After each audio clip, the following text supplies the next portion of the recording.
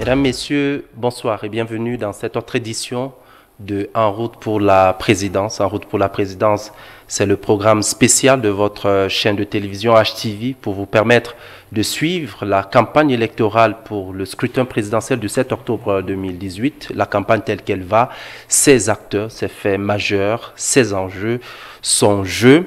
En route pour la présidence, c'est sur cette même antenne tous les jours du lundi au vendredi à partir de 16h. Tout de suite, le sommaire de cette édition, 4e borne dans ce vertigineux marathon vers le fauteuil présidentiel.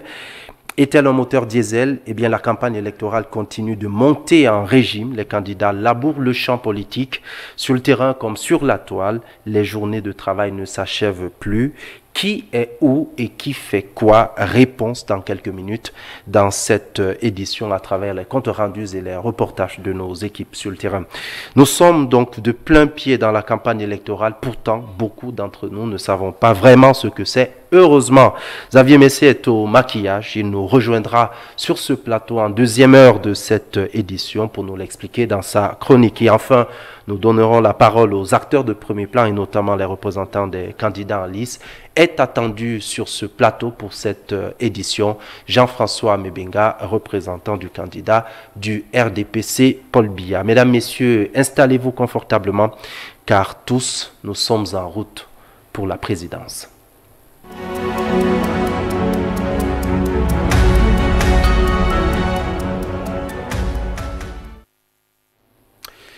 Mesdames, Messieurs, bonsoir et bienvenue une fois de plus. Commençons cette édition, comme de tradition, par l'agenda de la campagne. Le candidat du SDF, Joshua, aussi est dans la région de l'Est. Meeting prévu à Bertoua, Bétaré, Oya et Garoua-Boulaye. Serge Espoir Matomba, le candidat du PUR, c'est dans le Mbamé Inubu, c'est dans la région du centre. Il a tenu meeting à Ndikinimeki. Programme allégé pour le candidat investi par le parti Univers. Cabral Libi avait dans son agenda ce mardi 25 septembre 2018 une réunion avec le directoire du parti Univers. Le candidat Keremouna est lui, quant à lui dans la région du sud. Ebolova et Sangmelima sont des étapes de son périple méridional, tandis que le candidat de l'ADD, Gargaman Adi, est toujours dans le littoral. Gargaman Adi y est arrivé hier à Douala, donc meetings et réunions sont au menu de son agenda. Maurice Kamto est en Gaoundéré depuis 15 heures. Le candidat du MRC tient un meeting en théorie selon l'agenda communiqué à notre rédaction par son équipe de campagne. C'est donc dans le chef-lieu de la région de la Damawa que le président et candidat du MRC a choisi de dérouler son programme et son projet de société. Les dirigeants et cadres du RDPC, le parti au pouvoir, continue de mobiliser les militants et sympathisants de leur parti. Vous le savez, le parti au pouvoir a choisi pour cette élection présidentielle, pour cette campagne électorale, la stratégie du porte-à-porte.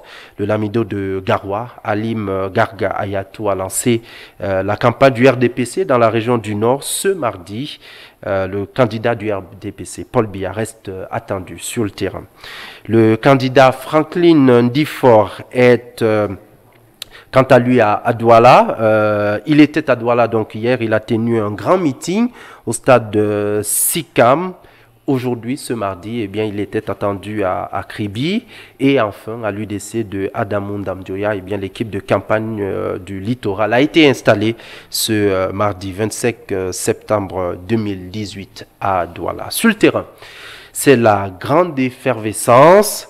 Je vous le disais il y a un instant, le candidat du FPD, le bâtonnier Akéry Mouna, a entamé dès aujourd'hui à Ebolova, puis à Saint-Mélima, son périple de campagne à travers le Cameroun. Hier déjà, il a annoncé son programme de campagne. C'était à la faveur d'une conférence de presse tenue dans son quartier général ici même à Yaoundé. Joël Patrick Mbane a suivi pour nous cette conférence de presse, son compte rendu. Avant toute descente pour battre campagne, le candidat du Front populaire pour le développement Akéry Mouna a jugé utile de s'arrêter un temps soit peu devant les hommes de médias afin de pouvoir apporter certaines précisions. C'était au cours d'un point de presse organisé hier dans son quartier général, Sizaïli-Guedzoua, ici à Yaoundé.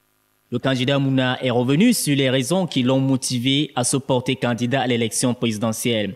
Il estime que le Cameroun et le peuple avec est depuis plus de 50 ans victime d'une injustice orchestrée par une minorité et qu'il est temps que cela s'arrête. Durant ses échanges avec les journalistes, il prétend qu'en aucun jour il n'a et il ne sera inquiété par la justice concernant les biens mal acquis.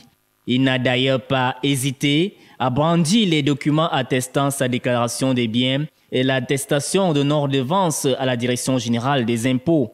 Le bâtonnier Mouna pense que le problème dit anglophone n'a pas lieu et que la seule voie d'issue pour résoudre cette situation est un dialogue franc et sincère avec les Camerounais du Nord-Ouest et du Sud-Ouest. Concernant les 15 millions de soutien de l'État pour la campagne, il trouve que c'est une mascarade du régime en place pour fragiliser l'opposition. Mais il reste convaincu d'une chose, c'est qu'il est le prochain président du Cameroun. Hérité d'un pays sinistré. Il y a 7 ans, les Camerounais étaient misérables. Il y a 7 ans, les handicapés n'avaient pas de place. Il y a 7 ans, Maître Akéry Mouna et la Nouvelle République débutent leur campagne ce jour à Ebolova et à Saint-Mélima. On fait un détour sur la toile car la campagne électorale c'est sur le terrain mais aussi sur la toile. Tous les 9 candidats en lice pour le scrutin du 7 octobre 2018 ont investi Internet et les médias sociaux pour y convaincre les électeurs. Facebook, Twitter et YouTube sont les plus sollicités. La campagne électorale 2.0 qui a atteint sa vitesse de croisière, c'est le reportage de Lintia Conté. Les 9 candidats à l'unique fauteuil présidentiel ont en commun un compte officiel. En plus de celui-ci, ils disposent en majorité des pages et des groupes Facebook. Rendus sur leur plateforme ce jour, pour comparer le nombre d'internautes qui suivent ces aspirants à la présidence du Cameroun, nous pouvons donc déduire que, parmi ces candidats, 5 sont plus présents sur les réseaux sociaux, en particulier sur Facebook. Cabral Libi, président du parti Univers, occupe le 5e rang. En tête de liste, on note une forte mobilisation d'internautes du président sortant Paul Biya du RDPC. Celui-ci est suivi par un grand nombre de fans. Ensuite, nous avons Serge Espoir Matomba du PURX, puis Joshua Oshi du SDF. S'ensuit Maurice Kamto du MRC et enfin Cabral Libi, le candidat des jeunes. Sur le terrain à nouveau, retour donc sur le terrain, Maurice Kamto était hier lundi dans la région de l'Est, nous vous l'avons indiqué sur cette même antenne. Le candidat du mouvement pour la renaissance du Cameroun, MRC, a profité de son séjour dans la région du Soleil Levant pour présenter les axes majeurs de son projet de société, de son programme de gouvernement. Le reportage de Emmanuel Elundo.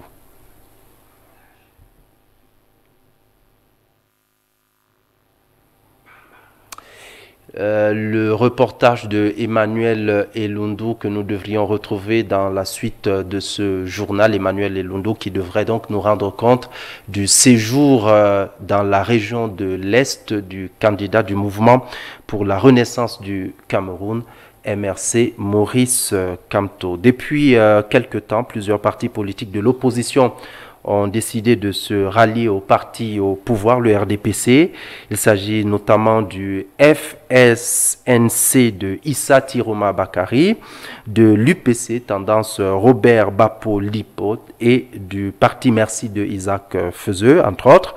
Ces partis expliquent que les défis actuels du Cameroun commandent un maintien au pouvoir de l'actuel chef de l'État, Paul Biya. Nous reviendrons plus amplement sur cet élément dans ce reportage de William Tadoum Tadoum.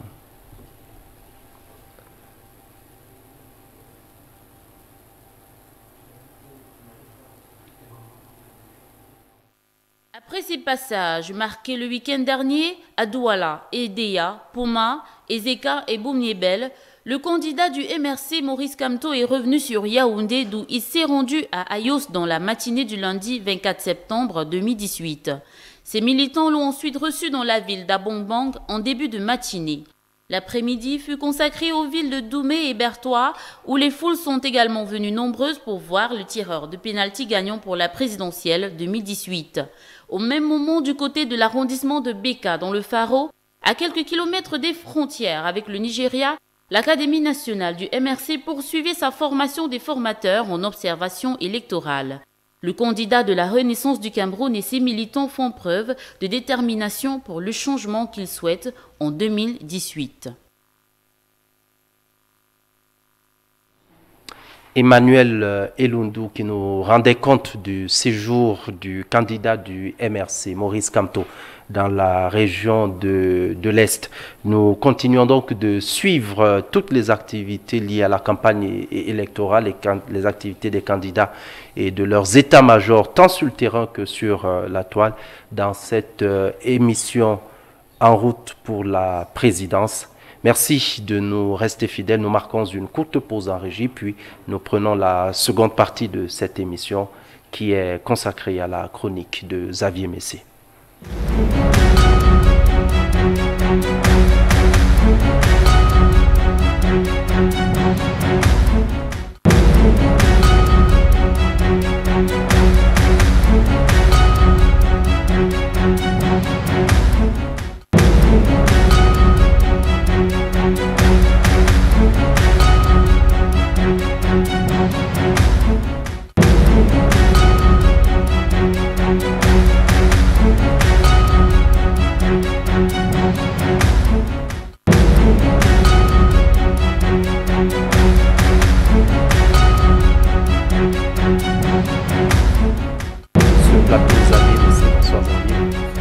Comme toujours, c'est un plaisir et un honneur de vous avoir sur ce plateau. Merci de nous rejoindre. C'est tout le temps cette émission qui, de temps en temps, elle nous plonge complètement dans l'actualité et puis elle nous permet de suivre tout ce qui se passe en campagne. Je rassure nos téléspectateurs que le rendez-vous avec vous dans le cadre de cette chronique, eh bien, c'est chaque jour dans cette émission, En route pour la présidence. Ce soir, nous parlons de la campagne électorale et depuis un certain temps, nous en parlons, mais peu vraiment parmi nous savent ce que c'est. Alors, vous avez choisi ce soir de nous expliquer ce que c'est que la campagne électorale. C'est quoi, Xavier Messé? Heureusement, Serge, que vous venez de préciser campagne électorale. Parce que s'il n'y a pas cette précision de campagne électorale, on pense qu'on peut être sur une campagne militaire, publicité, une campagne militaire, une campagne d'un produit commercial. Mais la campagne électorale, c'est une période qui précède une élection quelle qu'elle soit législative, municipale ou présidentielle. C'est une période au cours de laquelle les candidats se préparent, ils posent des actes, ils moulent leur campagne, ils choisissent leurs hommes, leurs axes et puis les mots d'ordre qu'ils vont lancer. Alors cette période est très délicate, on la divise parfois en 3 séquences, c'est-à-dire il y a une pré-campagne, c'est ce qui consiste à tester, à chauffer le terrain, à aller de temps en temps contacter des gens, mais on n'est pas officiellement en campagne. En ce qui concerne le Cameroun, on est rentré dans la seconde phase de la campagne depuis le 22 septembre, c'est-à-dire la loi électorale permet aux candidats qui vont à l'assaut de la présidence de la République d'utiliser les mots, les verbes et leur programme qui aura été concocté dans la phase préliminaire, c'est-à-dire celle qui précède la campagne. Il y a donc la dernière phase, c'est la phase au cours de laquelle on arrête la campagne, on va dans le résultat, c'est-à-dire qu'est-ce que les candidats ont rapporté et à ce moment-là que les urnes parlent. Donc en ce moment, si nous sommes dans la seconde phase de la campagne électorale pour l'élection présidentielle, c'est la phase la plus importante, c'est la phase la plus déterminante. Au Cameroun, cette fois-ci, nous avons 9 candidats qui sont allés à l'assaut de la présidence de la République, et puis ils sont sur le terrain. Alors, Xavier Messé, vous avez observé cette campagne électorale depuis le 22 septembre.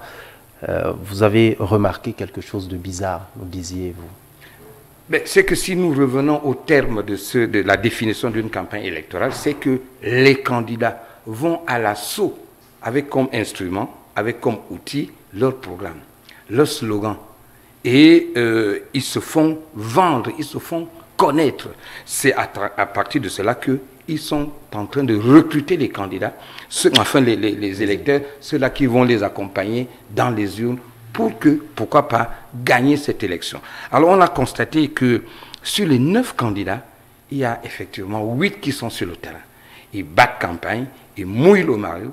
Il y en a qui parcourent près de 300 km par jour en faisant en moyenne 4 meetings par jour. Je viens de regarder le programme d'un candidat que je ne vais pas citer ici parce que je ne fais pas sa publicité. Actuellement, il est à Akonulinga et dans son programme, il va s'arrêter à Koussiri et il revient pour terminer, pour boucler à Yaoundé le 6 octobre, c'est-à-dire la veille de l'élection. Mais on a constaté, ce qu'il fait là n'est pas exceptionnel. Tous les 8 autres candidats font exactement la même chose. On a constaté cependant qu'il y a un candidat, le président sortant, qui est candidat à sa propre élection. On ne le voit pas, on ne le sent pas. Il n'a pas fait de déclarations, il n'a pas fait de meetings, il est pourtant candidat. Pas encore. Il n'a pas fait de meeting jusqu'ici, au moment où nous tenons cette chronique, il n'a pas fait de meeting. La campagne a commencé depuis samedi et chaque jour qui compte, chaque jour qui passe est très important pour un candidat. Il faut gagner l'électorat chaque jour, il faut poser des actes tous les jours et il faut grignoter le terrain, il faut aller à l'assaut de l'électorat.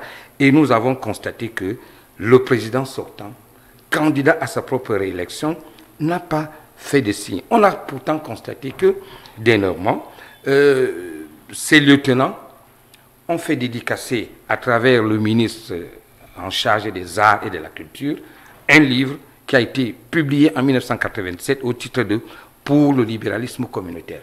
Alors ce livre relooké, réaménagé avec une douzaine de pages pour tenir compte de l'actualité, l'économie numérique est passé par là depuis 1987. Ce livre donc a été relooké et je dis en passant, l'éditeur de ce livre a eu une distinction honorifique. Bon, très très bien pour lui. Mais nous avons constaté donc que ce livre, on l'a réactualisé pour qu'il fasse l'objet du programme du candidat Paul Biya. Alors, ce livre-là a été mis en public, a été réédité et vendu comme des petits pains, mais lors de la dédicace, l'auteur de ces livres n'était pas là pour le dédicacer. Ce sont des traditions dans le comportement éditorial où l'auteur d'un livre communie avec son lectorat, il vient, il dédicace, il dit quelques mots. Cette fois-là encore, le candidat Biya était absent. Parole de Xavier Messé, c'est donc la chronique de Xavier Messé. Ah oui, vous... Non, je voulais tout simplement terminer avec votre permission pour dire que la campagne électorale pour l'élection présidentielle, c'est un moment décisif dans la vie d'une nation, dans la vie d'un candidat. Il faut qu'il se fasse connaître. Le candidat Paul Biya a ses habitudes. On sait qu'il n'aime pas le contact. Il n'aime pas le contact. À un certain moment donné, il faut se faire mal. C'est-à-dire embrasser celui qu'on n'aime pas, si ce dernier peut apporter un intérêt pour vous-même et puis pour la nation. Et je vais dire que nous avons reçu 2 appels cet après-midi, 2 appels qui venaient des villes éloignées de Yaoundé, que nous disait l'un de ces militants, le premier du RDPC. Nous sommes désemparés, nous sommes abandonnés à nous-mêmes. L'opposition bat campagne devant nous et nous n'avons rien à faire puisque nous n'avons même pas d'encadrement. Alors, je vais dire que c'est un cri d'alarme. Vous n'adressez pas seulement la responsabilité du candidat, mais même celle de l'état-major qui devrait encadrer. Celle de l'état-major. Je vais dire par là que ces cris de détresse, si on peut le dire, ces cris de détresse est un appel très important. Il faut faire attention. Voilà, nous avons assez parlé du RDPC tout à l'heure. D'ailleurs, un cadre de ce parti sera sur ce plateau tout à l'heure. Il va nous expliquer un peu comment cette campagne fonctionne. Merci Xavier Messier pour cette chronique. Xavier Messier qu'on ne présente plus, près de 50 ans de couverture des élections au Cameroun et dans le monde, près de 50 ans d'engagement comme intellectuel, citoyen. Xavier Messier, merci et à demain pour une nouvelle chronique. Merci.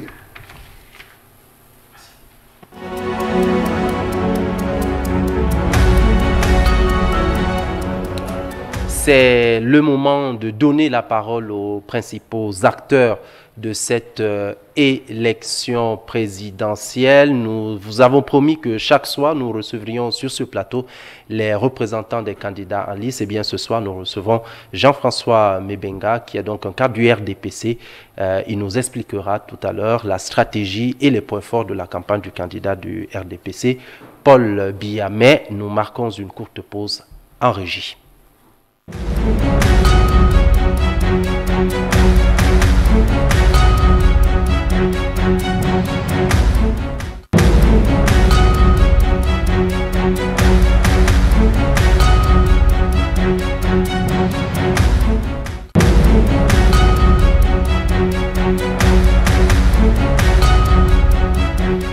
Mesdames, Messieurs, bonsoir une fois de plus et bienvenue de nouveau sur ce plateau de En route pour la présidence. C'est le temps de donner la parole aux candidats ou à leurs représentants. Jean-François Mebenga, bonsoir. Bonsoir, je fais une agréable découverte ici. Je vous retrouve ici, je crois à l'époque vous étiez à Mutation. Oui. Oui. Alors, c'est vraiment agréable. Vous avez là un nouveau bébé et c'est très intéressant. Donc, je fais partie de ceux qui vont, ou de ceux qui l'inaugurent. Merci beaucoup. Merci de nous honorer de votre présence sur ce plateau. C'est la première fois et j'espère pas la dernière fois. Non, je doute fort. C'est vraiment la première fois et il y aura la suite. Merci beaucoup, Jean-François Mebenga. Avant de venir sur ce plateau, vous étiez sur le terrain. J'étais sur le terrain pour lancer la campagne. Je dépends du département de la Haute-Sanaga. Et là-bas, nous avons lancé la campagne par section. Par section. Et nous en avons 7. Nous avons 7 sections RDPC en Haute-Sanaga. Et la campagne a été lancée par section. Bon, maintenant, nous avons sur le terrain des équipes qui évoluent, des équipes qui ont été constituées, des équipes de campagne, qui évoluent déjà sur le terrain. Et moi, je dois les rejoindre vendredi. Vendredi, parce que je suis en même temps vice-président de la commission communale, je suis membre de la commission départementale à Haute-Sanaga, donc j'ai beaucoup de responsabilités. D'encadrement. Voilà, d'encadrement sur le terrain, donc il faut bien que j'y rentre. Et cette campagne est lancée de cette manière. Bon, maintenant, nous avons en perspective un grand meeting, un méga meeting de campagne, qui va donc rassembler tous les encadreurs de campagne, toute l'élite, toutes les forces vives de la Haute-Sanaga. Donc ce méga meeting-là, nous l'aurons la semaine prochaine, certainement, ou dimanche ou plus tard. La dernière semaine de campagne. Oui. Quels sont les sons et les images que vous ramenez du terrain? Comment vous avez trouvé vos militants, vos sympathisants? Les militants, ils sont prêts, comme on dit, c'est-à-dire qu'ils attendaient cet événement. Vous savez que dans le RDPC, on a habitué les militants à produire des élites politiques. Donc les militants sont prêts à chaque fois qu'il y a une campagne électorale, aussi bien au niveau des élections du parti, à l'intérieur du parti, qu'au niveau des élections niveau municipal, niveau législatif et tout. Donc, c'est des militants qui sont habitués à ces joutes électorales et ils étaient déjà prêts. Ils attendaient justement qu'on arrive et qu'on lance la campagne. C'est ce qu'on a fait. Donc, ils sont prêts et pour le moment, l'enthousiasme y est. Il y a quelques minutes, Xavier Messier, dans sa chronique, pointait le fait que votre candidat n'a pas encore été vu sur le terrain, n'a pas encore tenu meeting. Est-ce que vous avez... il a d'ailleurs rapporté une conversation avec un candidat de la première heure du RDPC qui se plaignait d'être un peu abandonné. Est-ce que vous avez senti ce sentiment d'abandon de la part de vos militants dans la Haute-Sahara? Non, le sentiment d'abandon, je ne pense pas. Il peut y avoir au niveau de l'organisation territoriale de la campagne, il peut y avoir quelques défaillances. Ça c'est possible parce que c'est des hommes. C'est les hommes qui organisent la campagne et il y a parfois des frottements à de certains points d'égoïsme, de certains. Donc il y a parfois des frottements qui peuvent intervenir. C'est parce que tout le monde est enthousiaste, chacun voudrait absolument jouer son rôle et se faire distinguer, n'est-ce pas, se faire voir, qu'on sache que c'est un militant qui est en activité, qui travaille. Donc il y a parfois des petites ruptures comme ça dues à des comportements humains, n'est-ce pas? Mais dans l'ensemble, les gens ne sont pas abandonnés puisque le travail électoral a commencé et je crois que les encadreurs sont régulièrement sur le terrain, même ceux qui travaillent ont dû abandonner leur travail pour être beaucoup plus sur le terrain que dans leur lieu de travail. Bon, donc, dire que si quelqu'un s'est senti abandonné, ça veut dire qu'au niveau de l'organisation, il y a un problème. Très bien. Alors, votre candidat n'est toujours pas rentré dans la campagne.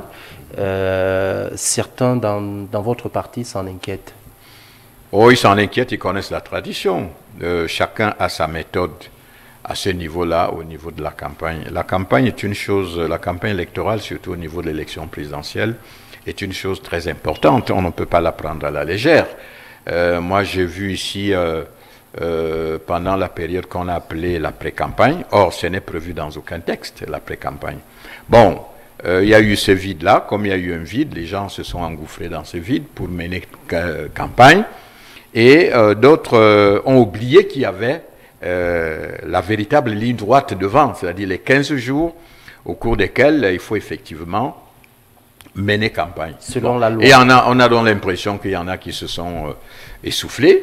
On a vu des leaders de campagne, des candidats manifestement fatigués au cours de quelques meetings que nous avons eu à observer.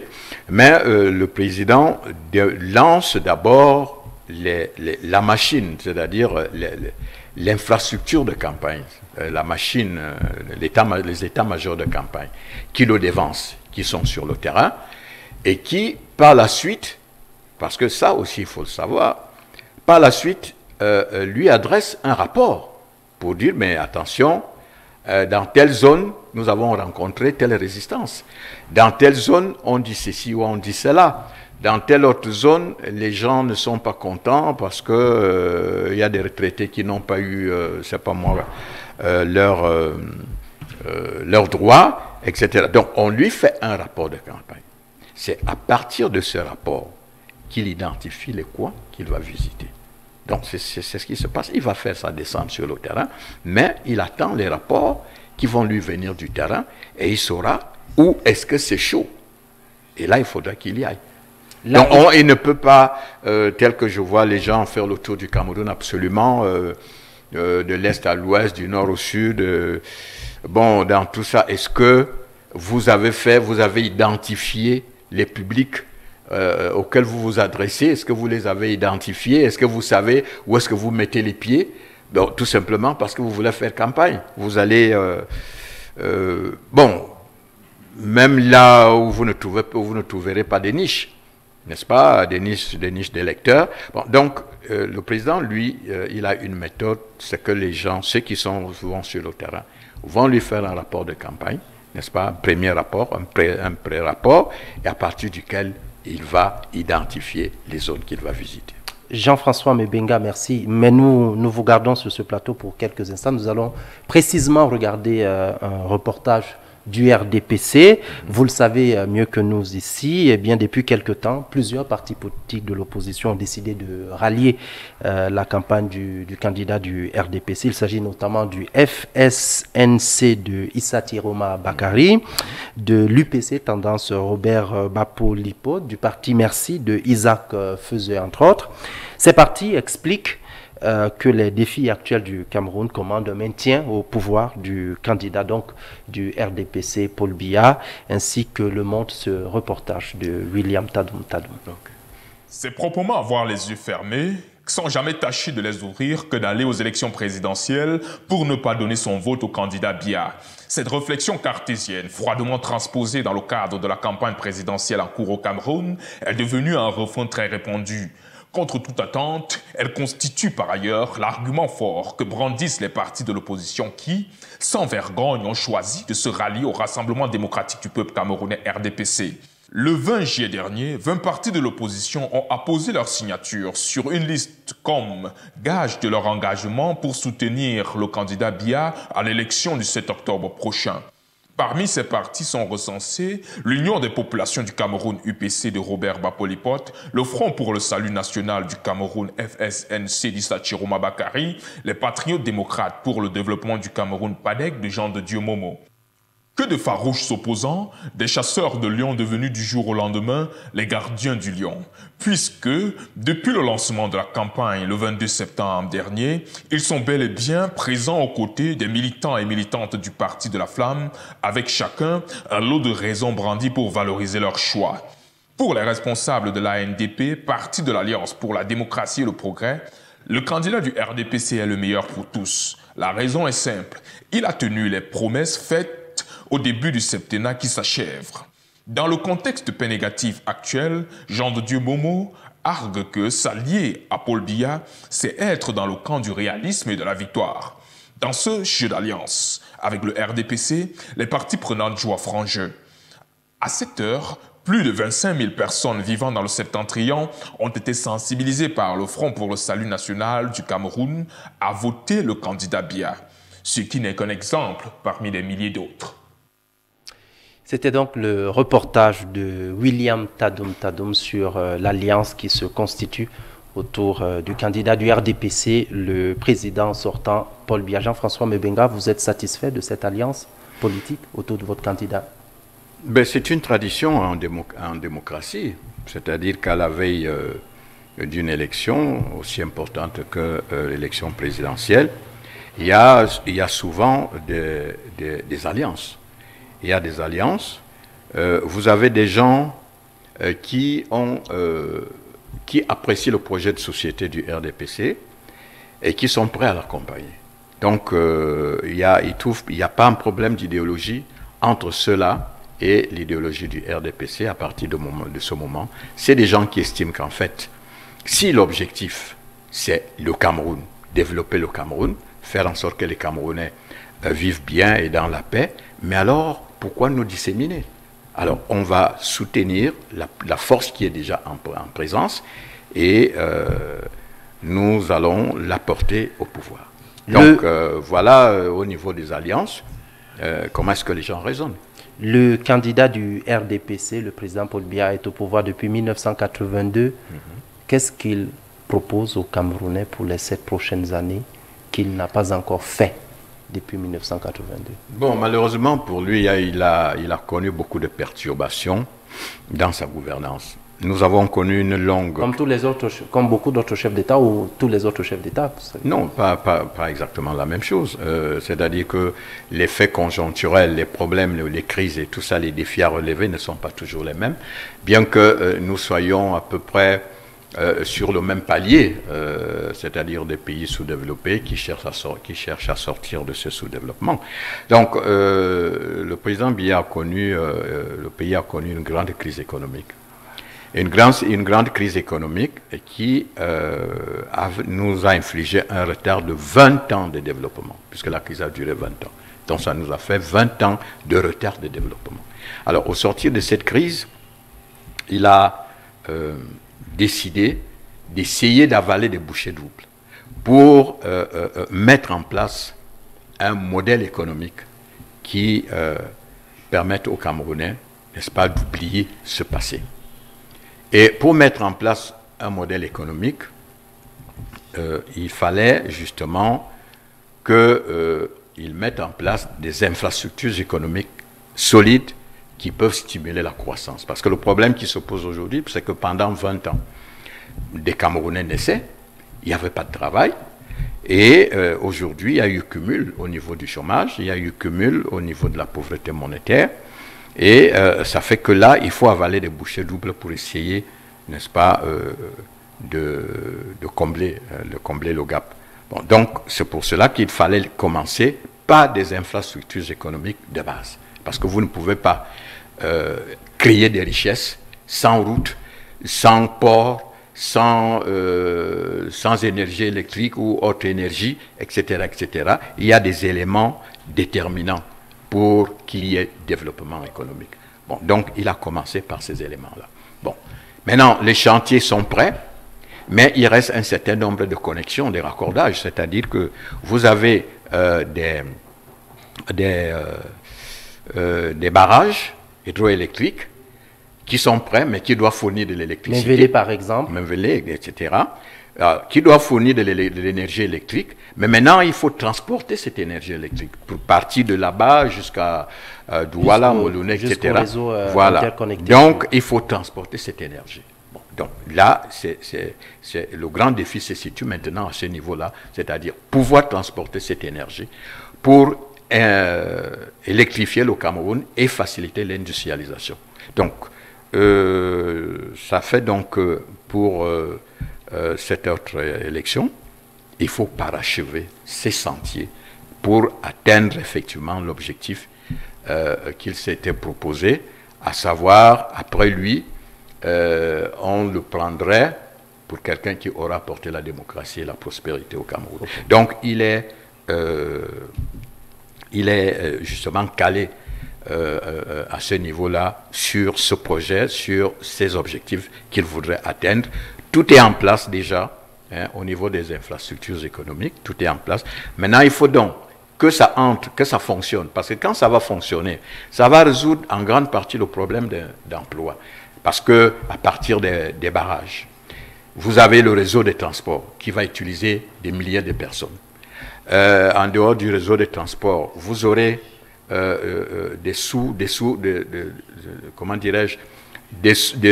sous-branchements électriques, c'est-à-dire que vous habitez un quartier, vous êtes dans votre village, vous aurez besoin d'un électricien pour venir vous mettre la lumière chez vous. Ça crée donc des emplois directs et des emplois indirects. Donc, l'effet d'entraînement de ces entreprises en finition, c'est-à-dire de ces infrastructures, l'effet d'entraînement est énorme.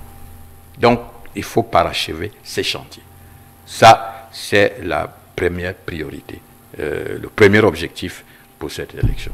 Parachever ces chantiers, mais on suppose quand même que le président aura à cœur, s'il est réélu, de régler la crise anglophone et donc de ressouder les Camerounais qui, en ce moment, ne sont pas unis comme il le souhaite, comme il le dit depuis des années. Oui, mais c'est vrai, on a eu là un cas malheureux. C'est qu'il y a toujours des contingences dans la vie d'un pays, dans la vie d'une nation. Et là, la crise anglophone, vous l'avez suivie. Et je voudrais vous dire que le président Paul Biya, quand il arrive au pouvoir en 2082... En 1982. Voilà. En 83, il est à Buea, il est à Bamenda.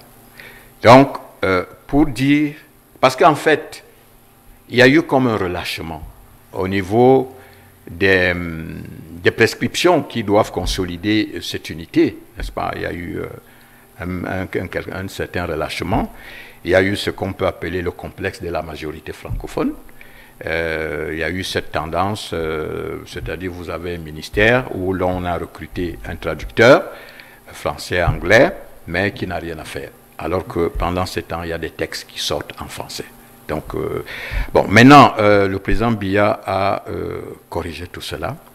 Il a fait des concessions énormes à ceux qui revendiquaient, au porte-parole anglophone, parce que quand vous créez à l'ENAM une section de magistrats et de greffiers uniquement anglophones, alors que quelqu'un d'autre aurait pu aussi y aller, c'est-à-dire un Béti, un Bafia, je ne sais pas moi, un Bamleke, etc., ben, on a privilégié, on a créé toute une section uniquement pour les anglophones, pour leur donner des magistrats qui ne parlent qu'anglais.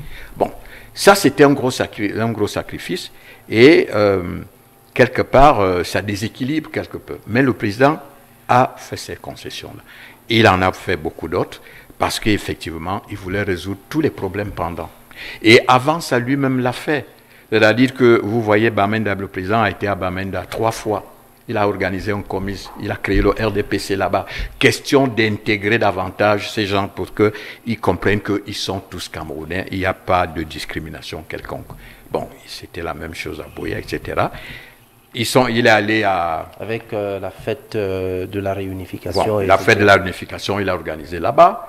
Il est allé au Commonwealth. Nous n'y étions pas avant lui, personne, le Cameroun n'était pas là-bas. Il était interdit au Cameroun d'être dans le Commonwealth, en quelque sorte. Bon, il a fait tous ces sacrifices pour mettre ses frères à l'aise. Bon, malheureusement, aujourd'hui, des extrémistes, c'est-à-dire des radicaux, ont posé le problème, et que vous connaissez. Et vous savez, au stade actuel, nous avons perdu beaucoup de soldats. Et de populations. Nous avons perdu beaucoup de populations. Nous avons perdu au plan économique. Vous savez, le Nord-Ouest, par exemple, il n'y a pas longtemps, était le premier producteur de maïs au Cameroun. On a perdu au plan économique, etc., etc. Et je crois qu'actuellement au Cameroun, si nous pouvons extrapoler un peu, on peut parler de la Silicon Valley. C'est dans le sud-ouest, n'est-ce pas, des jeunes très dynamiques et tout, qui se retrouvent dans ces problèmes-là. Donc, ça ne fait pas plaisir au président. Mais le problème, c'est qu'il y a des principes. Nous avons une constitution qu'il faut respecter. Alors, les dispositions de la constitution ne permettent pas, pour le moment, qu'il y ait un retour au fédéralisme. Ne permettent pas qu'il y ait sécession quelque part. Bon, donc, si la violence, l'État a dû utiliser la violence. Le président de la République, dont l'une des suggestions, c'est d'être le garant de la Constitution.